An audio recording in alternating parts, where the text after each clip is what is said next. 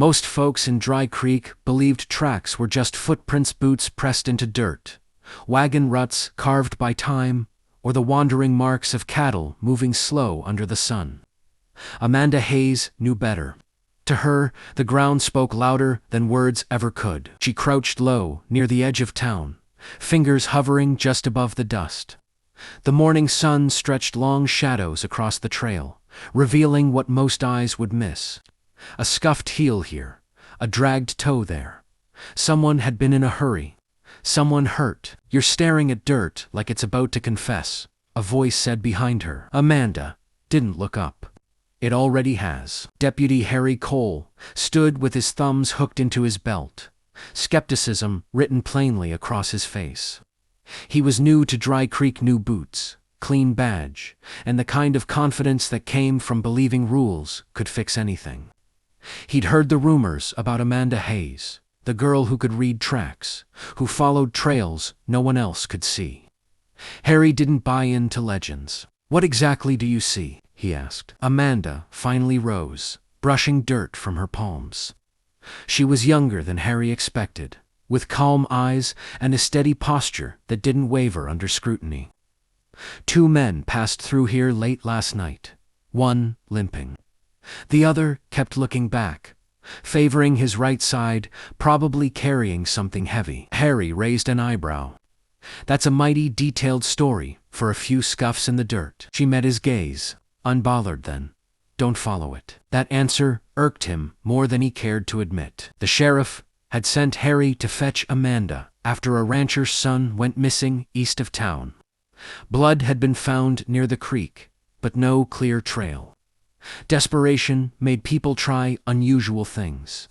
Still, trusting a civilian, especially one who spoke in riddles, went against every instinct Harry had. Yet here he was. They rode out just after noon, the land opening wide and unforgiving.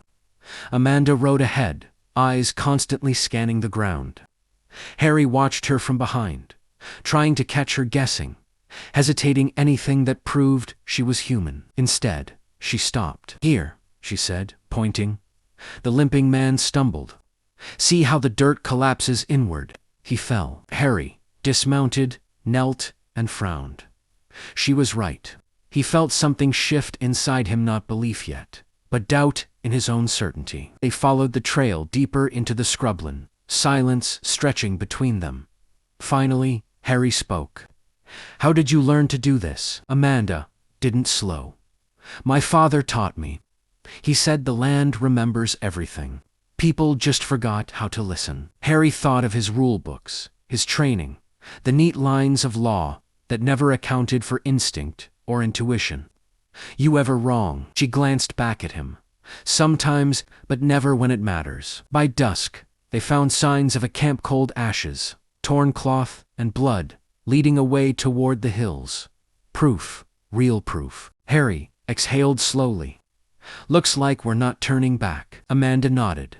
"No, we're close." As the sun dipped below the horizon, Harry realized something unsettling. For the first time since arriving in Dry Creek, he wasn't leading. And for the first time, he wasn't sure he wanted to. The land changed as they pressed farther east, shedding the open plains for rocky rises and tight gullies where sound carried too far and sight couldn't be trusted.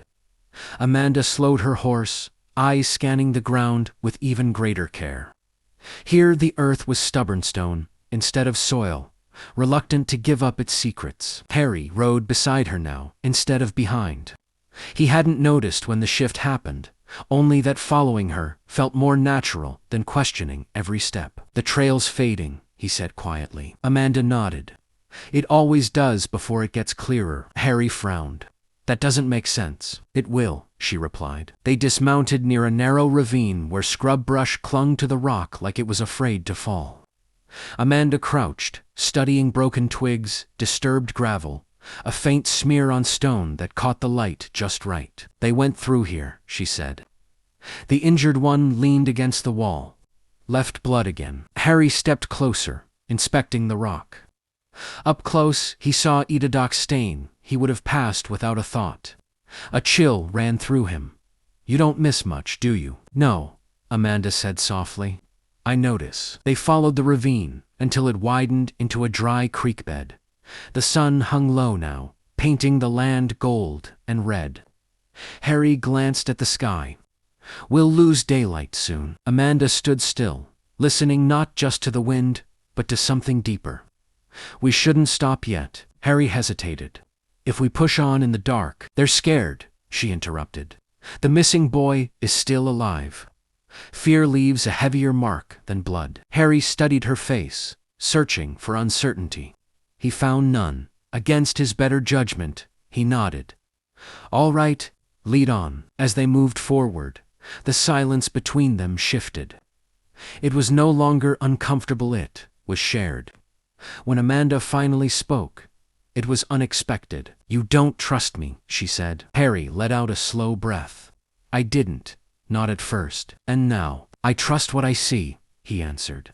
And I'm seeing you get us closer. Amanda considered that. That's enough for now. They found the camp, just as dusk settled a shallow hollow tucked beneath an overhang. A small fire smoldered weakly. Harry drew his revolver, motioning Amanda back. She shook her head. Wait. She stepped forward, raising her voice just enough.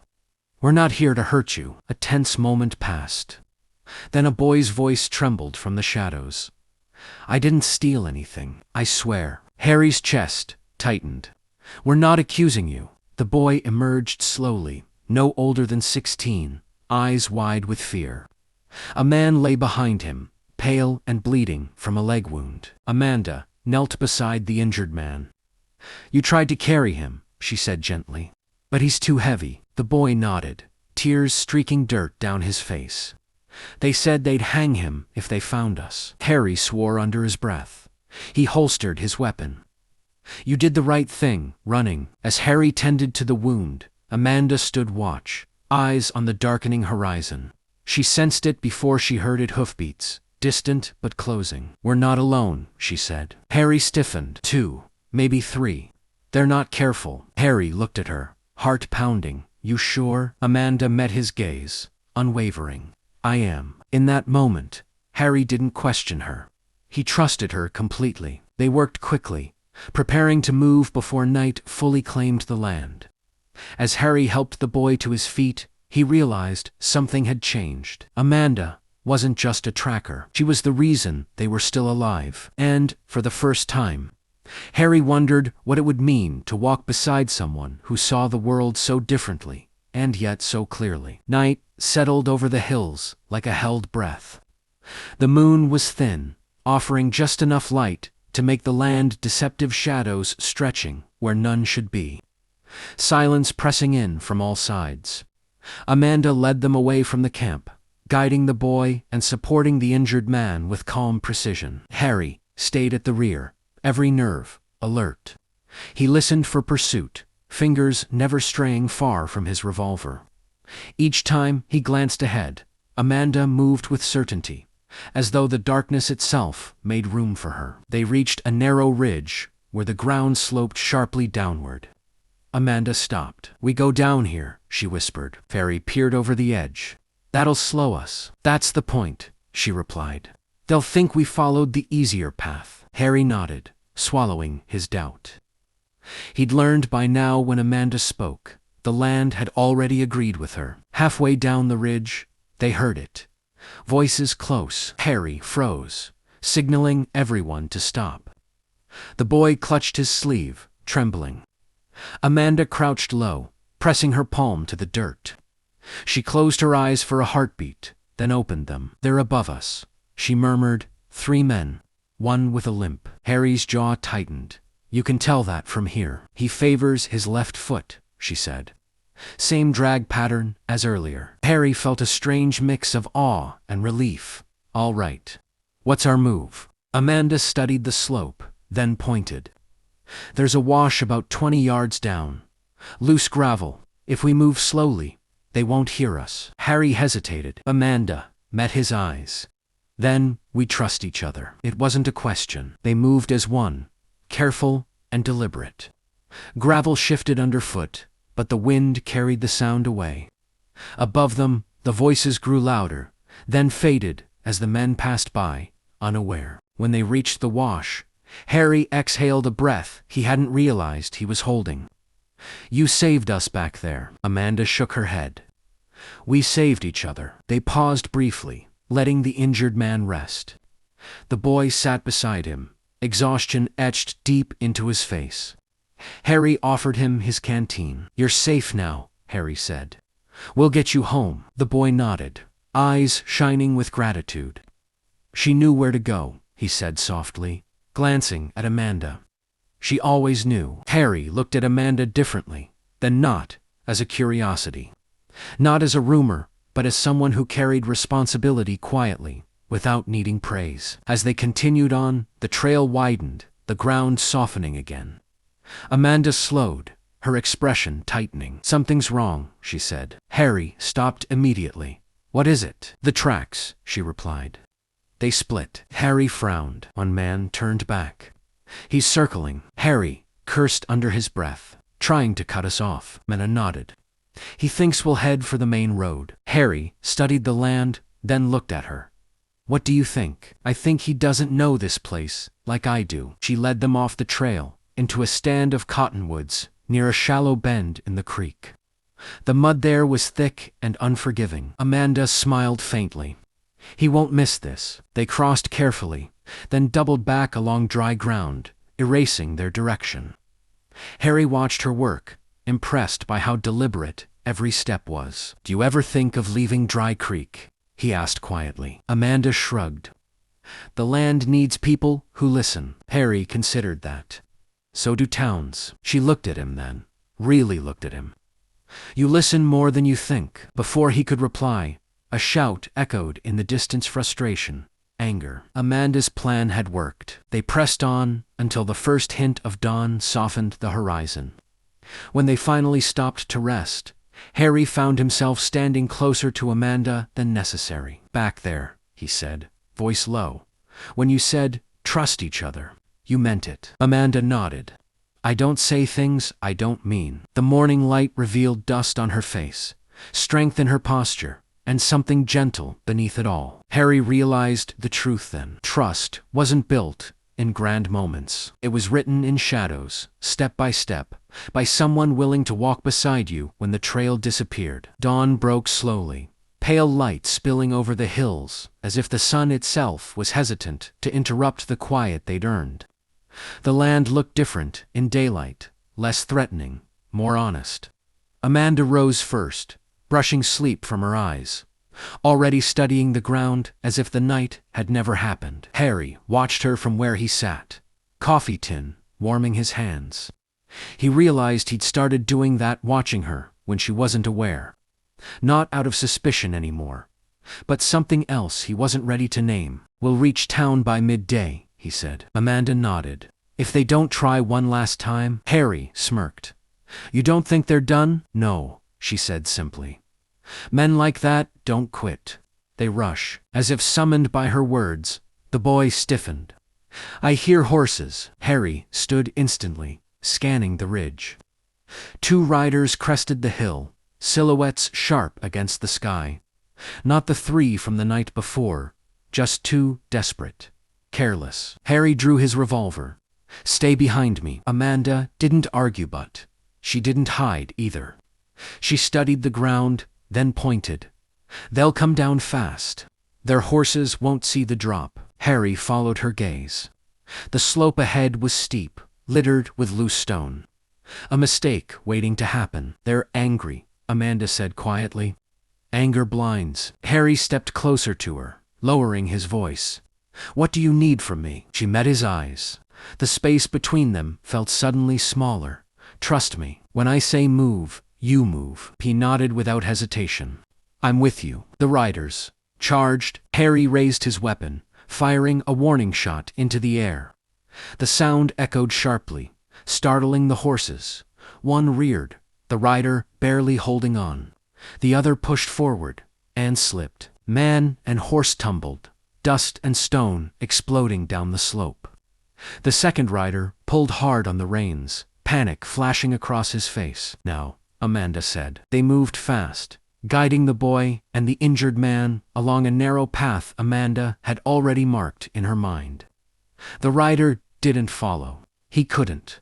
The land had chosen its side. By the time they reached safer ground, Harry's pulse thundered in his ears.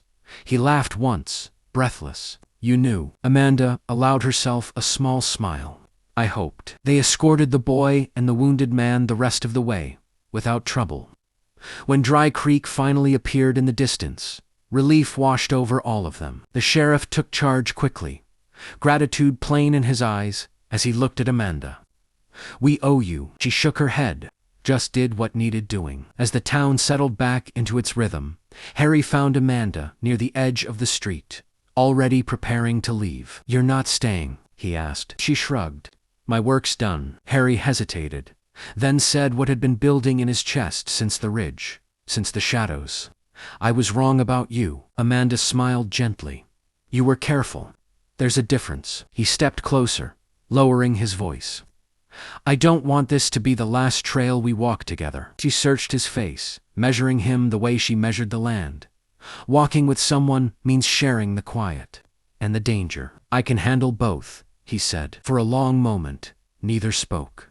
The space between heartbeats stretched thin and fragile. Finally, Amanda nodded. "Then maybe I'll stay a while." Harry felt warmth spread through him, steady and sure. He offered his arm not as an officer, but as a man. Amanda took it, and for the first time, Dry Creek felt like the beginning of something, not the end. Dry Creek woke gently, as if the town itself sensed the shift that had settled into its bones.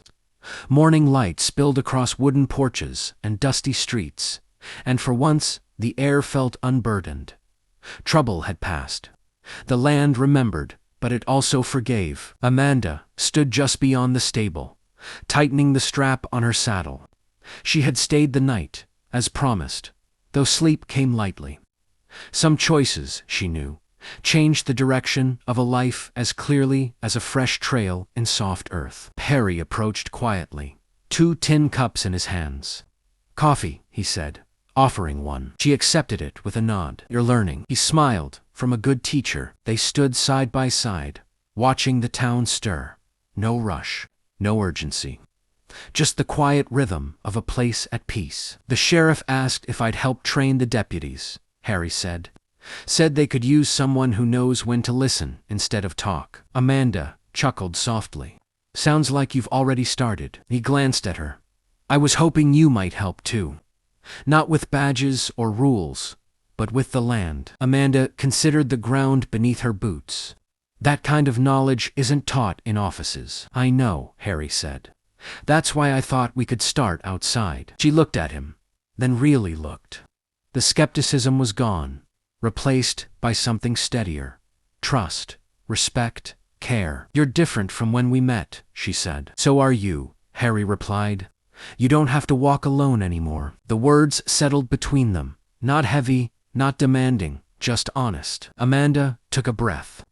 "I don't make promises lightly. I wouldn't ask you to." She smiled, slow and certain. "Then I'll stay, for now." They walked through town together, no longer tracker and deputy, but partners. When folks nodded at them, Harry noticed something new: hope. Not the loud kind, the kind that lasted. Later, they rode out beyond the fences, where the land stretched wide and open. Amanda dismounted near a dry wash, pointing out signs Harry would have missed days before. "See how the grass bends here," she said. "Wind doesn't do that." Harry knelt, studying the ground. "Someone passed through this morning." Amanda nodded. "You're learning." He looked up at her, sunlight catching in her hair. "Only because you showed me how to look." They followed the short trail until it disappeared into open plain. Nothing dangerous, just practice, just possibility. As the sun climbed higher, Harry reached for Amanda's hand. She didn't pull away. For the first time, Amanda felt something rare, a future that didn't demand she choose between who she was and who she could be. The land would always speak to her, but now someone listened to every trail she had ever followed, had led her here, to trust, to home, to love. And as they turned back toward Dry Creek together, the dust rising gently behind them, One truth was clear: some hearts, like the land, are meant to be read carefully. Don't forget to like, comment, and subscribe for more Western stories.